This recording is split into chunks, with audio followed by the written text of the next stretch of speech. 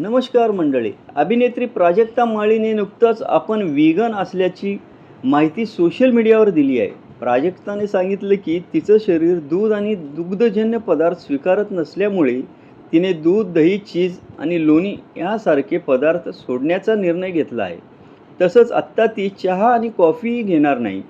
पण व्हीगन म्हणजे नेमकं काय?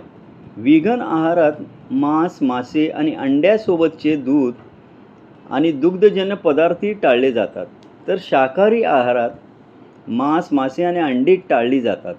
मात्र दूध आणि दुग्धजन्य पदार्थ घेतले जाऊ शकतात. व्हीगन जीवनशैलीमध्ये प्राणीजन्य पदार्थांचा वापर शक्य तितका टाळून वनस्पती आधारित पर्याय स्वीकारले जातात. प्राजक्तानेही ही क्रूरतामुक्त जीवनशैली स्वीकारल्याचं सांगितलं आहे. तुम्हाला हा व्हिडिओ आवडला असेल तर लाईक, शेअर आणि चॅनलला सबस्क्राईब करायला विसरू नका. धन्यवाद.